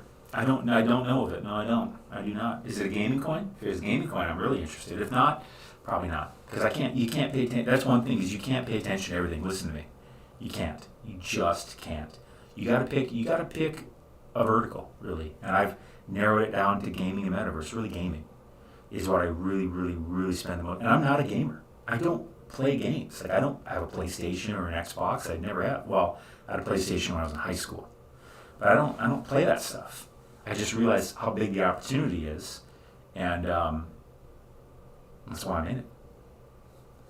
Call the herd. Thank you. Thanks for the shout out there, buddy. Thanks for the endorsement. What do you predict for the future? 1 year, 5 year, 10 year? So you are in the right place. You have asked the right question. You have come to the right place. I do have the answer. I can tell you what I believe is going to happen in the future. Up and to the right. Up and to the right. Up and to the right. Up and to the right. No doubt about it. I will bet my life on that. Up and to the right. Coinbase is down. Go use Voyager. Up and to the right. I mean, that's what I'm saying. Like, here's a big problem. And I've suffered from it too when I first got into crypto years ago. You see the sick gains going on, and you're just like, can I become a multimillionaire like next month? And then that's where the place most people do their actions, their thoughts and behaviors from. Terrible place to do that. Terrible. Instead, give yourself a little more time, because it's virtually a certainty that you can become a multimillionaire if you give yourself some more time. If you've been following me for a while, 4 years. Give yourself 4 years and have a real strategy. Know the cycles. Do you even know what the Bitcoin halving is? Give me a 1 in the chat if you do not know what the Bitcoin halving is. It is the most important thing in all of crypto. If you don't know what it is, you got to know what it is. So the Bitcoin halving is just when Bitcoin mining gets cut in half. Happens once about every 4 years. So the amount of Bitcoin mined today right now is 900. In 2024, it'll go down to 450. Guess what will happen in 2028? 225. Creates a massive supply shock, and that's what starts these bull cycles. Now that you know that, maybe you can give yourself a plan, because you're like, wait a minute, that halving happens and then the whole market goes up? Like it starts the whole bull run? Yeah, it does. We're really late in the cycle right now. The halving was in May 2020. That's what started this whole thing. In March 2020, Bitcoin was $3,700. We've hit 69, right? Didn't we? I think we hit 69. We're about to cross 70 eventually, very soon. So you got to know that type of stuff instead of just chasing these coins like they're randomly going up. It's not random. Give yourself 4 years. Get trading, which isn't buying low and selling high. Learn trading, free masterclass. Get started on my website or link in bio. Go learn it, because that's how you accumulate. Can you imagine if it doesn't cost you a penny and you can learn trading and just accumulate Bitcoin and Ethereum? How much? And just pad your bags. It doesn't cost you a penny.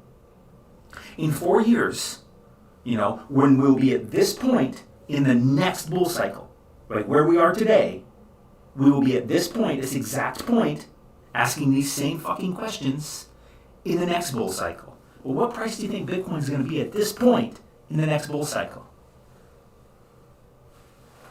Probably $500,000.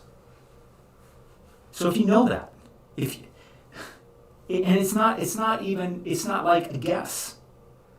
Bitcoin will easily be $250,000. Okay, I'll say that. That's extremely conservative. Not because I'm dumb, not because I'm guessing, not because I'm hoping, not because I'm crossing my fingers. 100%. It will be at least $250,000 at this point in the next bull cycle, which is 4 years away from the day. This point in the next bull cycle. Once you know that shit, you can set a real plan for yourself. A real plan, which isn't chasing the next fucking Shiba Inu. Give me some fucking ones in the chat if you hear what I'm saying so far, because I got more. I'm going to share with you the plan. Coinbase is garbage. Don't worry about Coinbase. Spindrift, if you're watching, I will promote you. Just send me some Spindrift. So now that you know that, you want to know who else knows that? Smart money. Whales. They know that. They know what I'm sharing with you. So now their whole behavior is based on accumulating Bitcoin and Ethereum. Accumulating and having as much as they can while they can still get the shit. Because you're not going to be able to get the shit. It's not far away. I mean, there are already massive supply issues, right? Sometimes you can't get it on exchanges. They're having trouble having it. Guess what? Do you think it's going to be better or worse in 4 or 5 years? Way worse. Way worse. Crypto's getting adopted over 100% adoption rate a year. Fastest adopted technology of all time. Double the internet. And the internet was the fastest adopted technology of all time.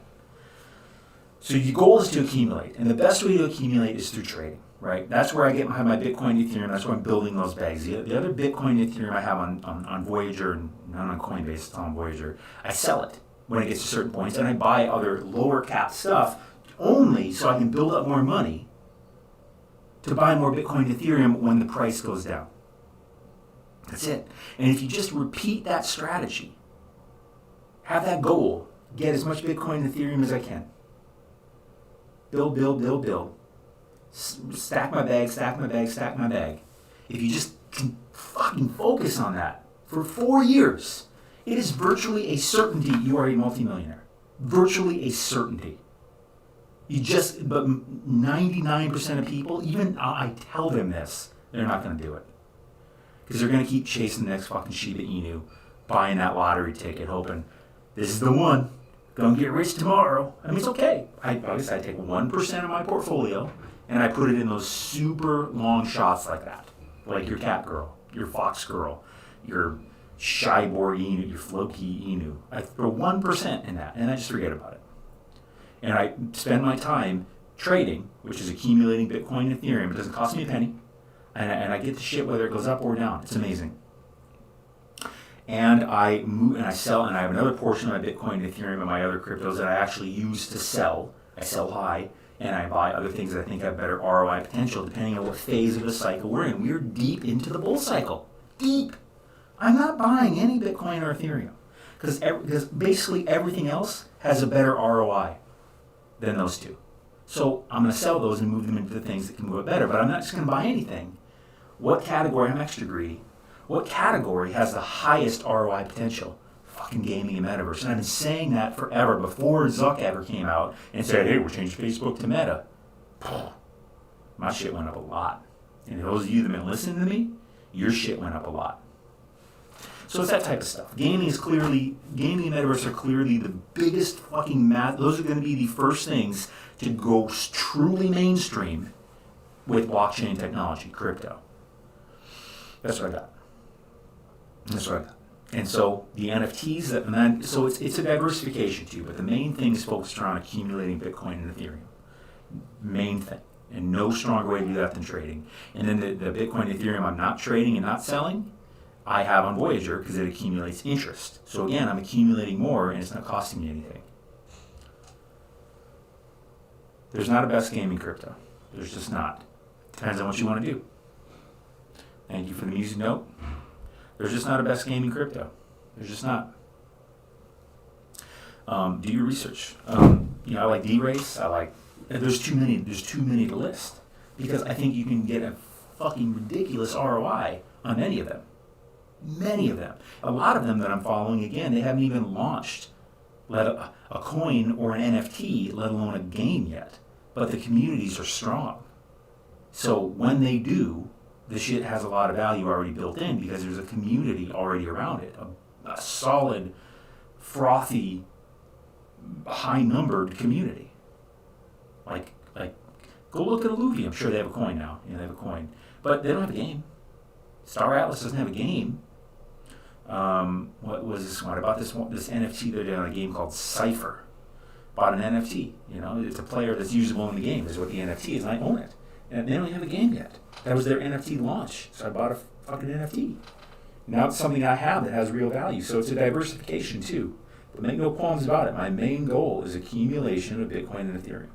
Because there's no doubt in my mind, Bitcoin, at this point, in 4 years from this day, will be worth at least $250,000, probably over $500,000. And Ethereum will be worth, I don't know, 50K plus, 100K. So once I know that, which I do, I'm just accumulating because right now it's when you look at it that far out, the price right now is a ridiculous discount because that's where it's going. Play like Wayne Gretzky. What did he say? He's so great because he doesn't play where the puck is. He plays where it's going to go, and that's where it's going. Sand, I have a lot of sand. I have a good amount of mana too. Because again, gaming and metaverse, that's clearly not going to stop. That's just going to get more and more and more and more developed. So if all you do is buy sand, in 4 years from now, do you think a $5 sand token is going to look expensive? Probably not.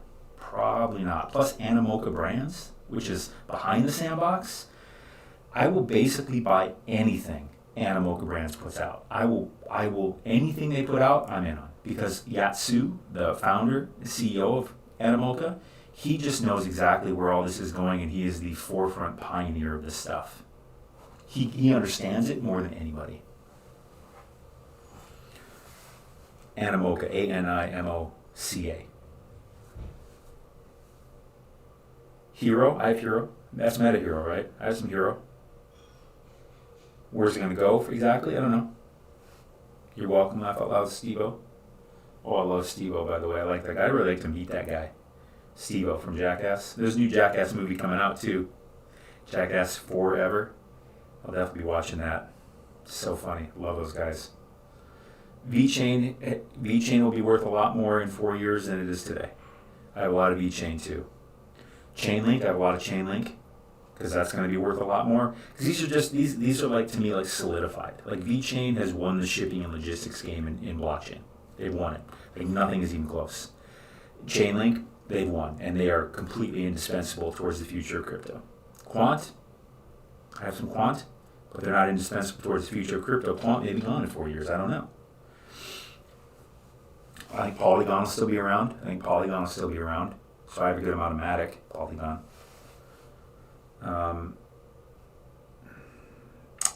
Well, the company is Animoca, Animoca Brands, Animoca Brands. And the founder is Yatsu, Yatsui, I believe. He's Chinese, but he speaks English very well, very, very well. And he's got quite a history. Shib's garbage. I sold on my Shib and I'll never buy it again. Because why? Speaking of Atari, Yatsu, his first job ever was working at the real Atari back in the 70s, early 80s. And when he was 13. Avenged Sevenfold. Snoop Dogg has land in the sandbox.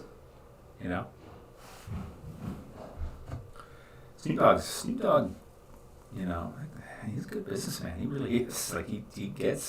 He understands attention.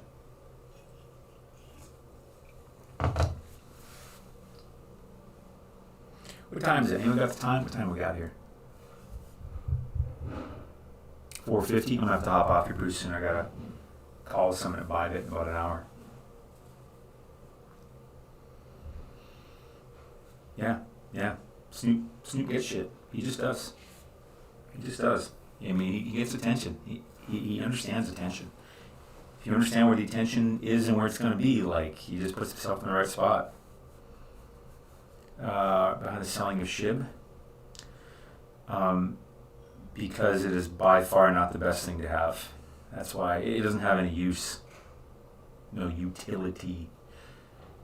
Olympus, Dow, I don't have any Ohm, but I like the Ohmies. What I'm mostly in is Wonderland, because I really like that team. I like the Olympus Dow team too. The ROI being 10x in Wonderland currently. I'm over there, and I really like that team. And Danielle Sesta is the guy. He also has Abracadabra and Magic Internet Money and Popsicle Finance. So I really like him, and I really like that team over there. So I feel very good about Wonderland currently. And it's a lot cheaper to get involved because you don't have to pay a $100 gas fee just to stake something, right? It costs $1 on the Avalanche network. And it's a higher ROI. So my 95% of all my rebase, my DeFi 2.0 investment is in Wonderland. I made a logical rant video about SHIB explaining why it's garbage. There's not much. I don't even think you need to throw much logic to it. It's not useful. Of all the things out there, I could buy fucking Illuvium, this AAA game that's going to be coming out. I could buy its coin, which is going to be used in its gaming verse and its economy. These are economies. There's this game that I'm really looking at. I'm going to give you a good one here. I'm going to give you a really good one. As a matter of fact, it's so good. There's only I've only found 2 channels that speak English that even talk about this game. All the rest are in the Philippines. If you want to find out good games, go watch Filipino channels, right? Because who were the first people to play Axie Infinity? Filipinos and Southeast Asia. You want to go find the real good games, the real early, go over there because they play to earn big time, and it really matters to them. So they research and study the shit out of this. So there's a game called Farmer's World. It's on the Wax, by the way. Wax has gone up a ton. Wax is the number 2 NFT chain after Ethereum in all of crypto. And there's a lot of games on Wax now, and a whole NFT thing going on. Like you can have in Farmer's World, you can have like an axe, and you can go harvest wood, and that wood is worth real money in the Farmer's World. It's literally called Farmer's World Wood, and you can go. It has value according to Wax, right? So wood is worth so much Wax, which is the native coin on the Wax chain, which currently is worth around 80 cents. One Wax is worth about 80 cents, which has gone up quite a bit.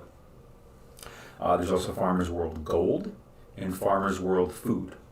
And it's a whole game that's getting developed. And it's working. Like, people are playing it. That's how I discovered it, because I was watching some Filipino channels. They weren't even speaking English. And I'm like, God, if I could find an English channel here, I could learn something. And it's the biggest game on the Wax network. And no one in America's talking about it. By the way, the 2 English-speaking channels that are talking about it, they aren't in America. One of them is an American living over in Thailand, and the other one is, I don't know where he is, but he's not in North America, and he speaks English, but he's got quite an accent. Those are the only 2 English-speaking channels that you can find talking about the damn game. You can go buy an axe, you can buy a mining excavating, buy a fishing rod. It's an economy. It's an economy. It's insane.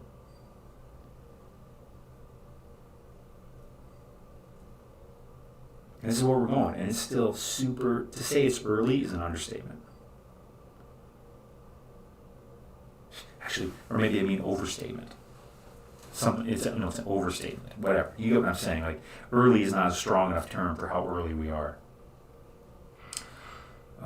Sand it's metaverse, man, and it's superior to Decentraland, you know? It's made by Animoca Brands. Snoop Dogg's got a place in there. It's just, they're going to be doing their alpha soon, which means they really just let some people actually come use the sandbox. And I wish I could say I own some land in the sandbox, but I don't, which really bums me out. But guess in the bear market, guess what type of stuff I'll be looking at? Metaverse land. I'll be looking at sandbox land. You know, it's all about finding the value. You know, I'll be buying land, digital land, for sure. And that's why I sell Bitcoin and Ethereum high. Maybe I don't buy back all Bitcoin and Ethereum with it at much lower prices. I put it in value, diversify. I'll be buying sandbox land at a deep discount of hopefully where it is even today. I don't even know if 4% of humans own crypto. But your point is made. That's exactly how early we are. But it's growing at over 100% user adoption a year. So that 4% will be 8% in a year, and then 16, and then 32, and I think you're getting the point when I say act. Now's not the time to be chasing the next Shiba Inu. Get your Bitcoin and Ethereum while you can before it's not even attainable anymore. Not because of price, just because literally no one's selling it. Yep, that's a good price to get sand at. I bought it well under $1 too. Because it's just obvious. I think $5 is, when we look at it in 6 months, I think $5 is going to be like, oh God, you got it at $5, you're so lucky. But I bought enough sand that I'm probably not going to buy any more. I'm buying other gaming coins. I'm really invested. I'm really spending a lot of my time looking for newer gaming projects. Crypto real estate agents are legitimately being trained right now. Yeah, because I have a real estate business too, and I can't tell you how inefficient the real estate industry is. Escrow, title, record, finance, it's just stupid how bloated and inefficient it is. And flawed. Blockchain will literally fix all of that. People will go out of jobs. Yeah, they'll find other jobs. The world evolves. That's what happens. I think let's talk about DAOs for a moment. DAOs. I saw the other day a DAO being put together to buy an NBA team. Right? Can you imagine being able to buy tokens of a project where its entire goal is to own a basketball team, or a football team, or a baseball team, or multiple sports teams? Would you want to buy some coins, some tokens, some NFTs to get involved in that project? Yeah, I would. If you're a sports fan, absolutely. Absolutely, I would. That's what we're going to be able to do. We're also going to be able to buy into NFTs, tokens of real estate projects and own shares in that way. It's coming. It's inevitable. ADA relisting, delisting. You talking about the eToro thing? No idea. No idea. Good evening. What's the best one to buy for a beginner? Best what? Best crypto? I'd say the goal, this big strategy, is to accumulate as much Bitcoin and Ethereum as you can, because in 4 years, those will for sure be worth a shitload more than they're worth today. You can virtually assure yourself of being a multimillionaire in 4 years if you just follow that plan of accumulating Bitcoin and Ethereum. Which doesn't mean just buying it. Daily cost average is one way. That's one way. Not what I do. I sell the stuff. I sell it to buy more. And I sell high and buy low. And I mostly do trading, leverage trading, where I'm able to accumulate a lot more of it without spending any money. Even when the price goes down, I get more of it. I have a free masterclass on my website, link in bio, or dailycryptobull.com. Check it out. It'll change your effing life if you do it. What's the best one to buy? Yeah, I still don't know what you mean. Still not 100% what you mean. What time is it? 4:59. Yeah, I'm going to have to hop off here soon.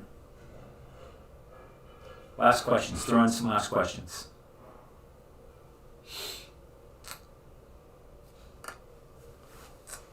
Making money moves. Crow. I'll tell you this. Crypto.com, Crow, has been probably the most asked about coin on this live stream. I would not buy it. It already went up a ton. I'd sell some. I'd take some profits. That's what I'd do. And either move it into something else or just sit on the cash if I think it's going to come down lower. And after that kind of pump, probably going to come down lower than it is right now, but I haven't looked at the charts super recently, like today. the best advice I can give you about what game coins to get in are to go to coinmarketcap.com or CoinGecko and go to the categories. Under categories, select gaming and just go through that list and do your research. Just look at them. Click and look at some. And here's what research basically looks like for me. I look at it.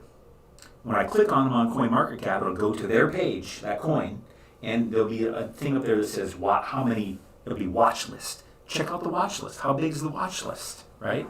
And then go to their Twitter and Discord and see how big their community is, right? Do they got 5,000 people? Do they got 50,000, 100,000? The bigger the community, the better. And that's what I would say. That's what I would say, is do your research, because there's a lot of good ones. And there's ones that have games and communities that they don't have a game or they don't have a coin yet, they don't have an NFT yet. And there's a lot of them that I'm following. I'm just waiting for them to give me something to buy. Because those are really good opportunities. But also, when you go and look at crypto gaming, go look at their charts, their price chart, because typically a lot of games, they'll do their IDO, they'll do their coin launch, and the price will be way up here, and it'll just plummet, like in a matter of a day, just plummet, like hundreds of, go down like 90%. Start looking for that type of stuff too, because if you like the game and they have a good sized community and everything, snag it up, because it's going to go back up. You'll see on a lot of the charts, that's exactly what happens. It starts out way here at the IDO and everyone sells off to just get their profits out right away, and it goes down 90%, 80%, and then you buy in down there, and it's just a matter of time, because next thing comes down for the game, like, oh, we actually launched the game now, or now we have this NFT launcher, now we have the community grew to this size, and the coin goes up, so you just get it at this big discount. Hope that makes sense. I don't know much about DAG, D-A-G, yeah, but seriously, do that. Like, you do that, because everything's about developing skills, and research, the skill of research is extremely valuable. And with that being said, when you go research things, like the way you research games is not necessarily the way you research smart chains. And I just told you how to research games. Games are pretty easy to research. There's a good number of games. And then, you dive in deep and you try to figure out when their next IDO, to follow them on Twitter. Join their Discord, Maybe ask some questions in there to other people in the community. I can't explain to you how valuable that is. It's a little bit of work, but it's like virtually guaranteeing success, that type of work. Like I told you guys about a game just a little bit ago that is going to absolutely be monstrous. It's growing like crazy, but yet almost no one in America knows about it. And I'm just waiting for my time to strike, which isn't yet, for some reason. Is Coinbase down? People have been saying that. I don't know. I don't care much about Coinbase. It is the main on-ramp for people, though, to get people into buying their first coins, because you can use your credit card. Although you could technically on like other ones too, it's just not as easy as Coinbase. Making money moves, guys. Make money moves. Think about what money moves am I making? What money moves are the smart? What are the smart money moves? What like smart money? What are they doing? What moves are they making? And you'll find that they have a longer term vision. They have a long-term vision because they're making their moves based off of what the price of something is gonna be years down the road. So Bitcoin, Ethereum, they're making their moves based off of what the price of Bitcoin and Ethereum are gonna be in like 10 years. Which means they're like, oh, it's gonna be worth a shitload more than it is today. How can we accumulate? What's the most efficient way for us to accumulate as much of it as possible? Which is not just buying low and selling high, although that can be part of it. Trading is the main way. Again, I have a course on my website teaching you about trading, which is not buying low and selling high. It's something very different. Not very different, but definitely different. Like I'm in a long on Ethereum and Bitcoin right now, which means I'm getting more Bitcoin and Ethereum because the price went up. Well, yeah, there's no we do. No, I'm actually getting. You're right. Like if I buy Ethereum and the price goes up, well, now my Ethereum is worth more money. Yes, I'm getting that here, but I'm actually getting more Ethereum because the price is going up. And if I did a short, I would actually get more Ethereum if the price went down. Get more Ethereum. Like my one Ethereum turns into two, and it doesn't cost me a penny. That's trading. Do you see the power of that? Link in bio, or dailycryptobull.com. I have a free masterclass. Teaches you, gives you a really good start on learning about that. Getting started on it, honestly. How about NEW or eCash? I don't know much about NEW or eCash. They're not in my focus zone. My focus zone is mostly gaming. NFT, play and earn, play to earn gaming is my main focus. And then, of course, trading, which is focused on the accumulation of Bitcoin and Ethereum without spending any money. A lot. Accumulate a lot of it by doing that, by the way. I'm going to have to hop off here soon. Definitely watch the video. It's free, right? I should almost charge for it. I'm thinking about it. Because scarcity, yeah. Like, I can't even tell you. I've put everything I've learned into like a 90-minute video, really giving you the nuts and bolts enough to get you started. Call the Herd is becoming my evangelist here. He's joined Lever Atlas, which is an indicator we use to know when to place our trades, which obviously is very important.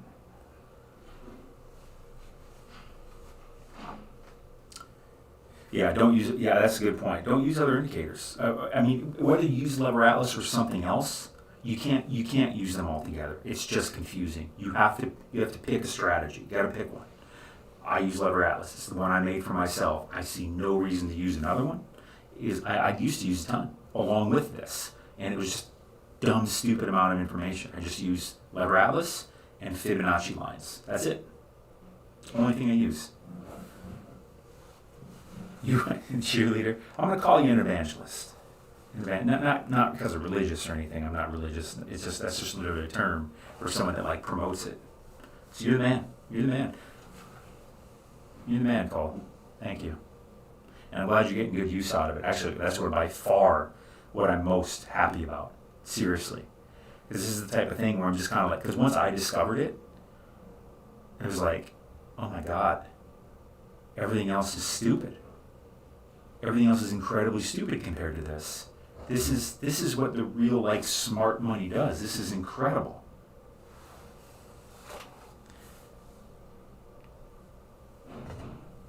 So I want as many people, because it's such a learnable skill. It's learning to ride a bicycle is probably harder than this. But there's no doubt in your mind, there's no doubt that anybody can learn to ride a bicycle.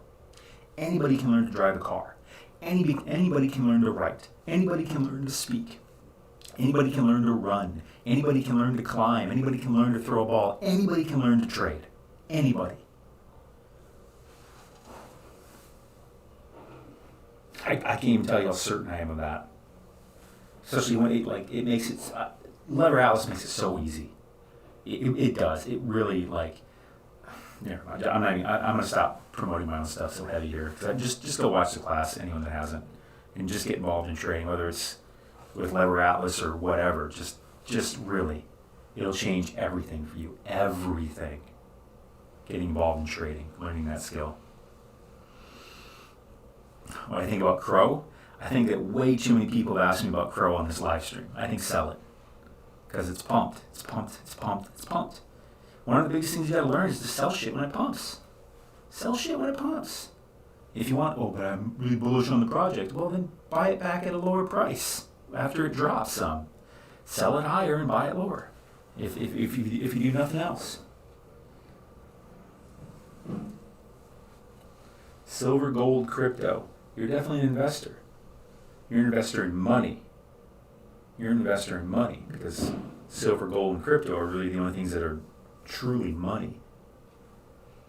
Platinum, I suppose. It's pretty valuable. It's their real money. They're real money, not currency. They're money. You're an investor in money. That's a good thing to invest in my opinion. I don't know much about BENT. I don't know much about it. Yeah, I don't know much about Dent. I'm definitely gonna hop off. Yeah, I'm gonna hop off. ETH. Get as much of it as you can, and because in 4 years, it will be worth a shitload more than it's worth today. Have a long-term vision, Derek Stone King, and everybody listening. Have a long-term vision. When I say long, I'm not talking 30 years. I mean, if you want to, go ahead, because the same thing's going to apply, whether it's 30 years or 3 years.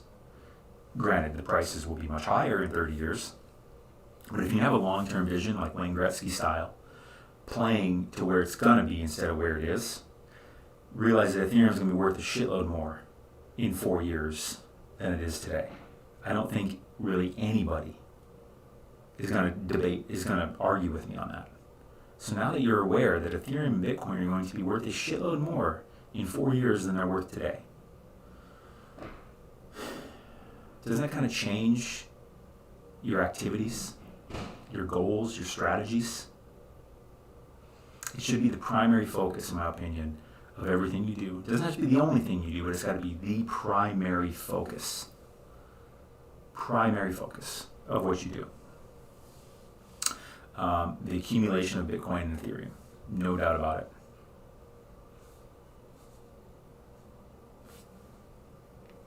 All right, I'm going to hop off. Y'all are awesome. Take the masterclass. It's free.